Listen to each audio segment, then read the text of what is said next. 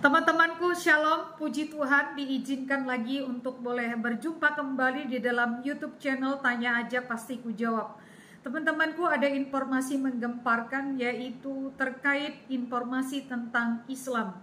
Ada tokoh yang berkata bahwa ada 3 imam besar yang meramalkan dan yang mengatakan bahwa Islam akan hancur pada tahun 1470-an Hijriah, atau lebih tepatnya sekitar 30 tahun dari sekarang. Seperti apa kisah tentang hancurnya Islam dan juga alasan-alasan hancurnya Islam akan kita saksikan melalui video berikut ini, dan semoga memberikan pencerahan ya. Agar apa yang saya sampaikan bisa bermanfaat dengan mendapatkan restu atau pangestu dari para yuang, sehingga berguna bagi masyarakat, bangsa, dan negara. Saya melihat ada konten YouTube 2 bulan yang lalu yang menyatakan tentang tulisan dari 3 imam besar agama Islam. Kalau tidak salah itu ada Ibnu Hajar Asqalani, terus kemudian juga ada Imam Suyuti, begitu. Itu menyatakan bahwa agama Islam itu suatu saat akan hancur. Dan oleh Ibnu Hajar Asqalani ini disebutkan kehancuran agama Islam itu pada tahun 1470-an Hijriah. Jadi kira-kira kehancuran agama Islam itu 30 tahun lagi. Terus kalau menurut Imam Suyuti mengatakan bahwa Islam itu lebih dari 1450 tahun, tapi tidak sampai 1500 tahun. Ini kalau dikonversikan ke dalam penelaahan dari Ibnu Hajar Asqalani, ya menjadi tepat. Sekitar 30 tahun lagi Islam itu akan hancur. 30 tahun lagi itu ya kalau sekarang tahun 2024 ya tahun 2074. Itu anak saya Harsa yang sekarang masih umur 10 tahun itu umurnya 40 tahun. Jadi pada saat itu anak saya Harsa yang sejak lahir dia sudah menjadi penghayat kepercayaan itu sampai sekarang agamanya di sekolah itu penghayat kepercayaan, ikut Kawruh Budi Wijayanti, ikut agama Budi itu tadi. Dia itu nantinya berusia 10 tahun lebih muda dari saya, 15 tahun lebih muda dari saya sekarang ya. Saya sekarang umur 54 tahun, jadi sekitar 14 tahun atau 13 tahun lebih muda dari saya sekarang. Anak saya kalau menurut tulisan dari 3 imam besar tadi tentang kehancuran Islam, akan bisa menyaksikan hancurnya Islam pada saat dia berusia 40 tahun. Saya sekarang berusia 54 tahun, kalau 30 tahun lagi 84 tahun. Masih hidup lah saya 84 tahun. Saya ini suka mendatangi sesepuh sampai ada yang berusia 98 tahun. Bahkan sekarang di perkumpulannya Kawruh Budi Wijayanti itu ada Bu Anjar yang usianya juga sudah 94 tahunan. Jadi saya mempelajari orang-orang yang panjang umur, orang-orang yang melakukan laku jiwa, laku prihatin. Sampai sekarang itu resepnya apa? Saya pernah jabarkan di dalam video saya. Bagaimana resep panjang umur menurut Kawruh Budi Wijayanti itu tadi. Jadi saya nanti pun juga akan menyaksikan 30 tahun lagi itu sesuai dengan apa yang dikatakan oleh 3 imam besar itu, bahwa nantinya Islam akan hancur. Nah, di video saya ini saya pernah terus ya sesekali lah baca notifikasi, membaca komentar-komentar. Ada yang mengomentari di video saya bahwa Islam akan berjaya sampai akhir zaman. Dia mengatakan seperti itu. Saya yakin Islam akan berjaya sampai akhir zaman. Dari santri Situbondo, dia bilang begitu. Tidak ada masalah ya dengan santri saya ini. Saya hanya menyampaikan apa yang ditulis oleh imam besar agama Islam. Saya tidak lebih, tidak nambah-nambahi, tidak ngurang-ngurangi. Saya hanya menyampaikan apa adanya saja. Dan saya juga tidak ada masalah dengan kota Situbondo. Banyak juga orang-orang dari Situbondo yang suka dengan channelnya Tribinuka Harsa. Ini ada di Bondowoso juga, di Situbondo itu ada tentara juga yang suka dengan channelnya sini. Jadi tidak ada masalah saya dengan santri dan tidak ada masalah dengan Situbondo. Yang bermasalah ya dengan diri Anda sendiri. Diri Anda bermasalah itu menjadi sesuatu yang tidak rasional. Karena begini, kalau Anda sudah menyatakan bahwa Islam itu akan bertahan, akan terus lestari sampai akhir zaman, sampai kiamat besok gitu, maka Anda menjadi lebih pandai nantinya kan dari Imam Ibnu Hajar Asqalani atau Imam Suyuti ini tadi gitu ya. Wong Ibnu Hajar Asqalani dan Imam Suyuti sudah mengatakan bahwa Islam itu akan hancur 30 tahun lagi. Terus Anda mengatakan bahwa Islam itu akan tetap lestari sampai akhir zaman, sampai kiamat. Jadi Anda lebih jagoan daripada 3 imam besar ini tadi, daripada Ibnu Hajar Asqalani atau daripada Imam Suyuti. Wahai santri Situbondo, Anda lebih jagoan daripada para imam ini tadi. Sejago apa? Tentunya kalau Anda jagoan ya Anda terkenal, banyak buku-buku yang Anda tulis. Kalau Anda nggak pernah nulis buku, bisanya cuman di pondok aja, masih belajar lagi begitu. Terus mengatakan bahwa Anda lebih benar daripada Ibnu Hajar Asqalani atau Anda lebih benar daripada Imam Suyuti begitu. Ya hal yang tidak rasional bagi saya, dan saya bisa menolaknya untuk tidak menerimanya begitu. Nah, agama itu memang bisa punah ya. Saya pernah menyatakan agama orang-orang Yunani yang menyembah Zeus, Apollo, apalagi Neptunus begitu, itu dulu berjaya pada abad kedua sebelum Masehi.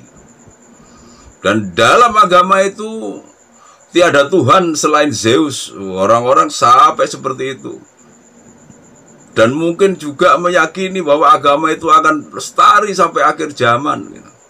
Tapi buktinya apa sekarang? Mana ada agama yang menyembah Zeus sekarang ini? Gak ada. Mana ada agama yang menyembah Apollo, menyembah Amor, Dewi Cinta begitu? Sudah nggak ada lagi sekarang ini. Agama Mesir kuno yang menyembah Ra, Anubis begitu. Mana sekarang ada yang menyembah Ra, Anubis begitu? Tidak ada. Jadi agama itu bisa punah. Nah, kalau bicara tentang agama, kita membicarakan tentang agama-agama besar yang lain di Indonesia ini. Ada agama Kristen, ada agama Hindu, ada agama Buddha, ada agama Konghucu. Katolik ya sama saja dengan Kristen ya. Berdua itu sama-sama menyembah Yesus. Jadi menyembah Yesus itu saya pernah dengar lagu yang ya sebagai pengayat kepercayaan saya pernah mendatangi gereja, pernah diundang juga dalam acara Natal, mengatakan bahwa Yesus itu adalah wahyu yang berwujud manusia. Jadi intinya Yesus itu adalah kata-kata Tuhan yang akhirnya berwujud manusia begitu. Ini kalau di dalam agama Kristen atau agama Hindu atau agama Buddha, saya tidak mendapati tulisan tentang agama ini juga akan hancur gitu. Jadi kapan Kristen akan hancur saya tidak dapat tulisan. Kapan Buddha akan hancur, saya nggak dapat tulisan. Kapan Hindu akan hancur, tidak dapat tulisan. Yang saya dapati tulisan itu Islam yang akan hancur. Dan hancurnya itu ya 30 tahun lagi. Sekarang kita menelaah tentang mengapa kok sampai imam besar, pemeluk agama itu sendiri mengatakan bahwa dalam agama yang dianutnya itu akan akan sampai pada sebuah kehancuran. Mengapa? Saya menelaahnya begini, saya bandingkan aja ya antara Islam, Kristen, dan Buddha. Bertiga ini memiliki pembawa agama masing-masing. Di dalam agama Islam ada Nabi Muhammad, di dalam agama Kristen ada Yesus, di dalam agama Buddha ada Pangeran Siddhartha Gautama. Nah sekarang, seberapa bagusnya sosok pembawa agama ini, itulah yang akan menentukan nantinya agama itu akan hancur atau tidak. Bagaimana membandingkan sosok Nabi Muhammad dibandingkan dengan sosok Yesus, dibandingkan dengan sosok Pangeran Siddhartha Gautama. Contoh ya, misalnya saja Yesus mengatakan bahwa orang yang tidak seagama dengan Kristen boleh dibunuh dengan bebas. Wah, kalau sampai seperti itu wajar kalau nanti pemeluk Kristen itu berpikiran bahwa suatu saat Kristen akan menemui kehancurannya, walau prinsipnya aja begini. Orang yang tidak seagama boleh dibunuh. Dan kalau saya pelajari tentang agama Kristen, jangankan membunuh ya, menyakiti orang lain itu tidak dilakukan oleh Yesus. Nah sekarang pembawa agama yang lain seperti apa? Pangeran Siddhartha Gautama, Nabi Muhammad begitu. Apakah juga terus kemudian membunuh-bunuh, menyuruh membunuh orang, menyuruh menyakiti orang lain, menyuruh memenggal kepala orang, menyuruh memotong tangan orang? Ini semuanya menentukan nilai sampai seberapa jauh agama yang dibawa oleh pembawa ini menjadi lestari atau akan menemui kehancuran. Pangeran Siddhartha Gautama misalkan, jangankan membunuh orang lain, menyuruh untuk menyakiti saja, saya tidak mendapatkan di dalam ajaran Buddha sampai seperti itu. Menyuruh membunuh orang lain, menyakiti orang lain begitu. Ini semuanya menjadi hal yang perlu dipertimbangkan. Belum lagi kemasuk akalan ajaran. Jadi kalau di dalam ajaran Kristen saya melihatnya tentang kasih sayang ya. Kasih sayang itu adalah hal yang paling hakiki dari manusia. Dan itu bisa bersifat universal. Dan ya bisa lestari kapanpun. Selama manusia masih memiliki rasa kemanusiaan, maka dia tetap akan memiliki rasa kasih sayang. Ajaran Buddha Pangeran Siddhartha Gautama juga. Itu juga tentang cinta dan kasih sayang. Sampai doanya itu, semoga semua makhluk berbahagia. Mendoakan bukan untuk dirinya berbahagia.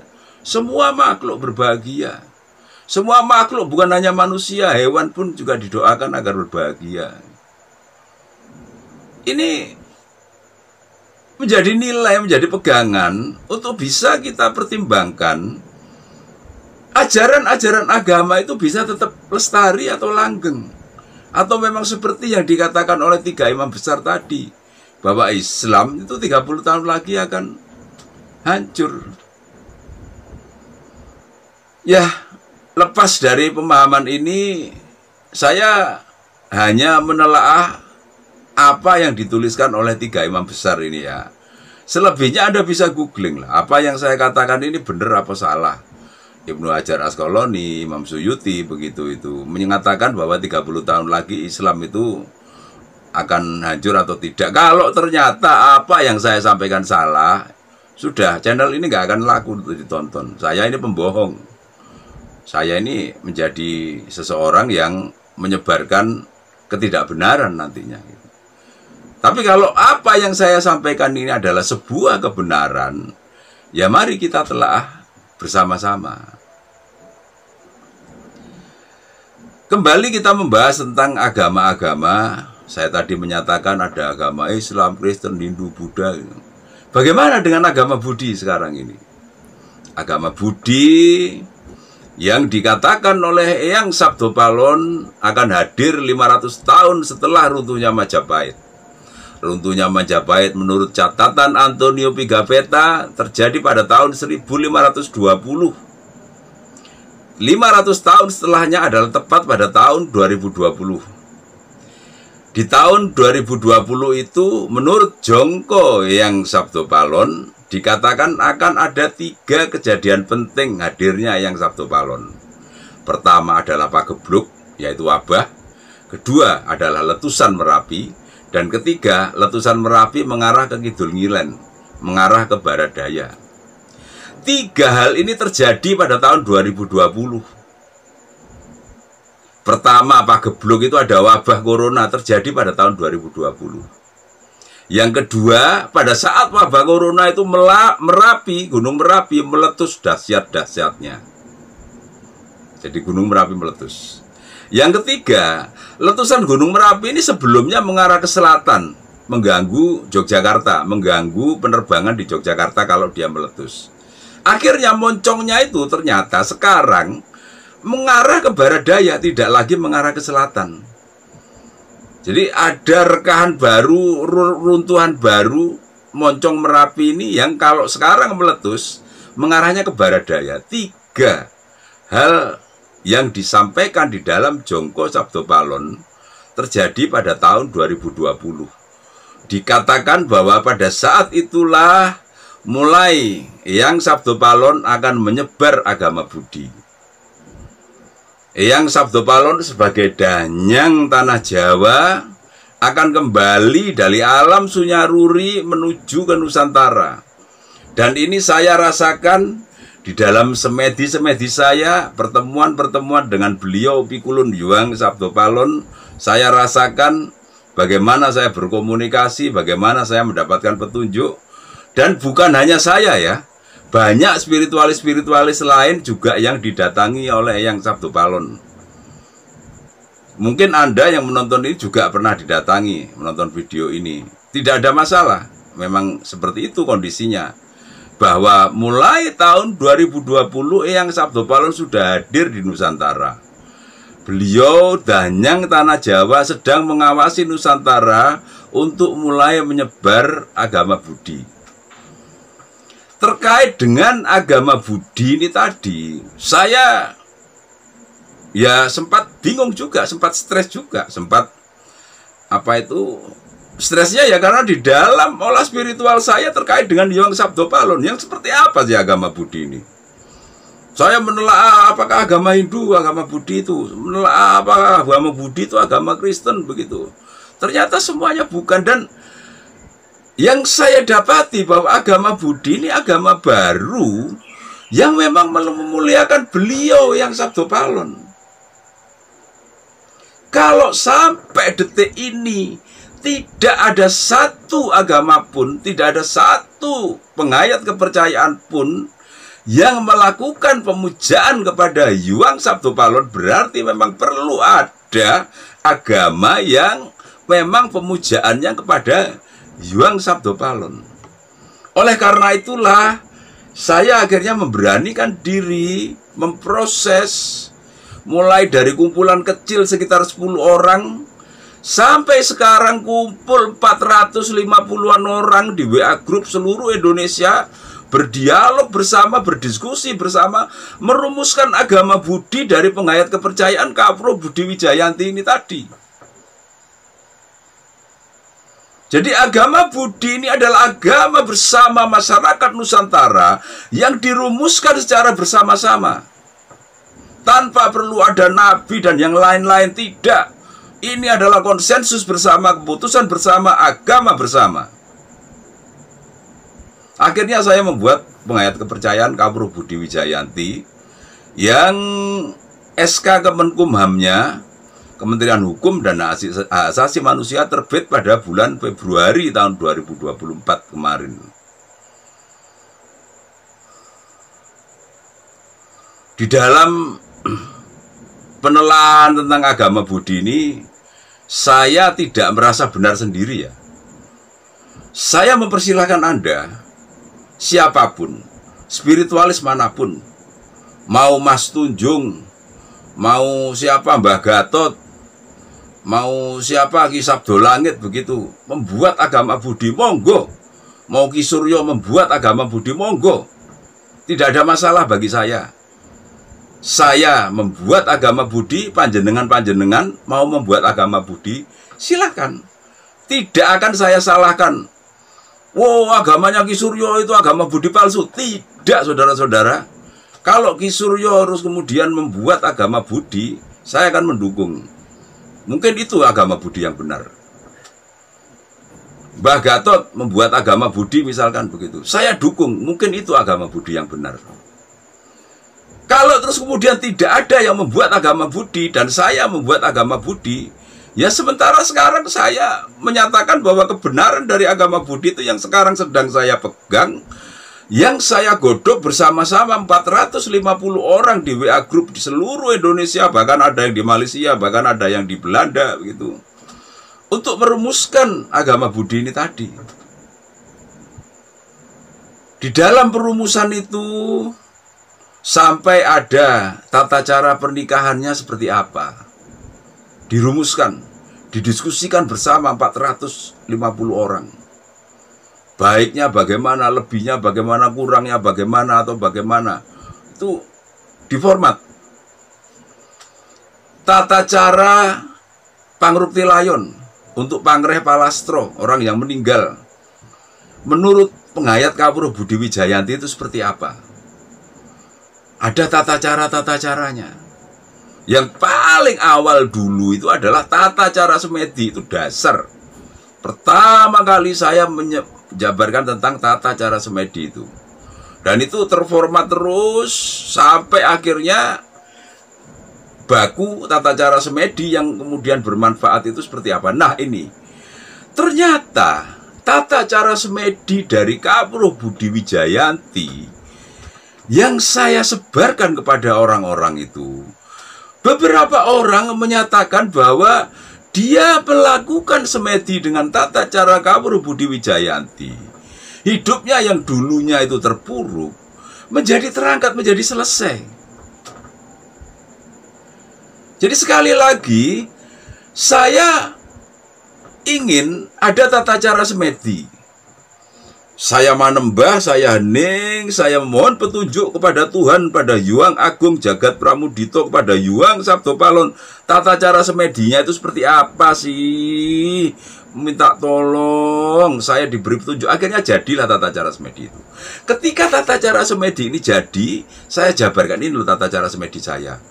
Apakah ini bermanfaat atau tidak? Wis monggo dilakukan. Ternyata ada beberapa orang yang ketika melakukan tata cara semedi ini mendapat manfaat.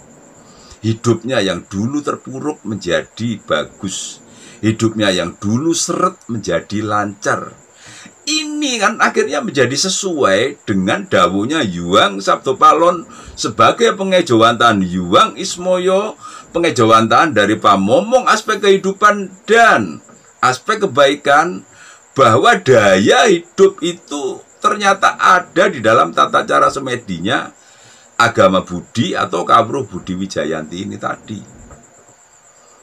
Jadi tata cara semedi yang dilakukan yang menjadi dasar, menjadi pijakan untuk rutinitas sembahyangnya itu tadi, itu benar-benar sesuai dengan pamomongan Hyang Ismoyo untuk aspek kehidupan dan kebaikan, untuk daya hidup, untuk keterpurukan hidup yang kemudian bisa menjadi lancar. Hyang Sabdapalon sudah menjanjikan kejayaan Nusantara ini akan dimulai ketika beliau hadir. Kejayaan Nusantara ini akan dimulai ketika beliau menyebarkan agama Budi. Kejayaan Nusantara ini akan dimulai kalau Anda semua juga berjaya. Lah kalau Anda hidupnya susah, cari kerjaan susah, bisnis mampet, usaha gagal, bagaimana bangsa ini bisa berjaya? Jadi teman-teman, bagi yang masih saja kesulitan di dalam kehidupannya, monggo silahkanlah terapkan tata cara semedinya Kawruh Budi Wijayanti. Saya sudah menjabarkan, terus mungkin nanti akan saya buatkan video lagi khusus tata cara semedinya Kawruh Budi Wijayanti itu seperti apa, tata cara semedinya agama Budi itu seperti apa. Kembali mengenai agama Budi, tidak harus saya. Silakan jika memang Anda memiliki konsep membuat agama Budi, saya akan mendukung. Anda buatkan konsep bagaimana tata cara pernikahan agama Budi menurut versi Anda, saya dukung. Mbah Gatot misalkan mau membuat bagaimana tata cara pangrukti layon merawat orang meninggal menurut agama Budi misalkan, saya dukung. Mas Tunjung mau membuat tata cara semedinya menurut agama Budi, silakan, saya dukung. Dan saya di sini juga membuat tata cara itu, saya diskusikan dengan beragam orang dan itu menjadi penghayat kepercayaan Kawruh Budi Wijayanti. Apakah ada yang salah dengan penghayat kepercayaan Kawruh Budi Wijayanti ini? Itu pertanyaan besar. Apakah tidak boleh saya membuat penghayat kepercayaan Kawruh Budi Wijayanti? Itu juga pertanyaan yang besar. Tahun 1950, Sri Gutomo, Bapak Sri Gutomo, Bobo Sri Gutomo yang ada di Pare Kediri membuat penghayat kepercayaan Sabtodarmo. Tahun 1970-an Romo Semono membuat kepercayaan Kapribaden yang sekarang banyak pemeluknya. Jadi penghayat Sabtodarmo tahun 1950 dibuat, terus banyak pemeluknya. Penghayat kepercayaan Kapribaden tahun 1970-an dibuat, terus banyak pemeluknya juga sekarang. Terus kalau tahun 2024 ada seseorang yang bernama Cahya Tribinuka ingin meniru Bobo Sri Gutomo, ingin meniru Romo Semono, membuat juga penghayat kepercayaan, apakah tidak boleh? Perkaranya kan masalahnya mau banyak atau tidak yang mengikuti begitu. Kalau ternyata ada yang mengikuti ya sudah. Wong syarat penghayat kepercayaan itu kalau tidak salah antara 20 atau 10 orang sudah boleh didaftarkan ke Kemendikbudristek, Direktorat Kepercayaan dan Masyarakat Adat.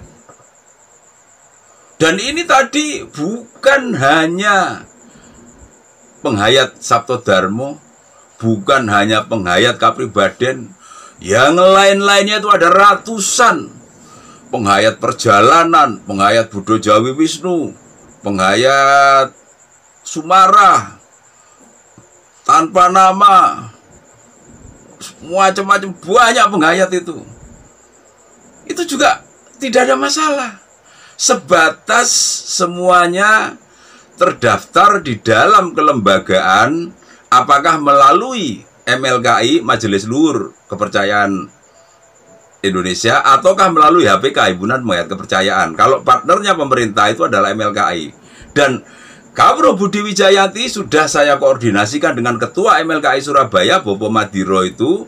Dan saya selalu mengkomunikasikan kepada teman-teman para pengurus MLKI di WA grupnya MLKI Surabaya.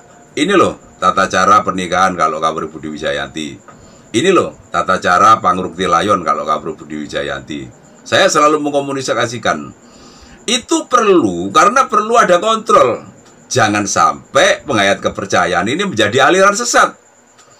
Ada penghayat kepercayaan dulu itu yang tata caranya itu telanjang berjalan-jalan di jalan-jalan kampung. Itu ada yang seperti itu. Ada penghayat kepercayaan yang terus kemudian tata cara ritualnya itu kumpul mandi bareng laki perempuan nggak pakai baju. Wah, begitu-begitu itu yang sesat. Ini pemerintah mengatur agar jangan sampai ada penghayat-penghayat kepercayaan yang sesat-sesat seperti itu. Dan yang jelas di Kawruh Budi Wijayanti tidak ada urusan telanjang bugil di jalan-jalan atau kungkum telanjang bareng, tidak ada. Semua didiskusikan oleh 460 orang, 450 orang ini.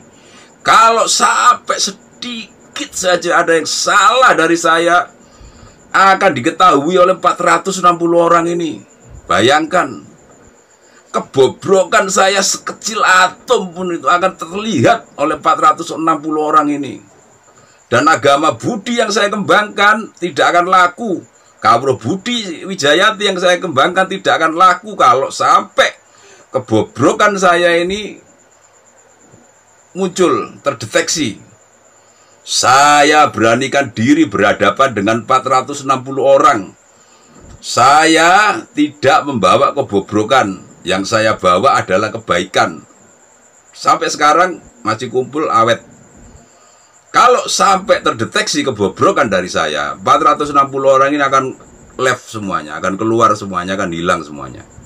Tapi 460 orang ini di dalam WA grupnya Kawruh Budi Wijayanti, di dalam WA grupnya Agama Budi tetap bertahan. Sudah selama sebulan ini kita berdiskusi bersama.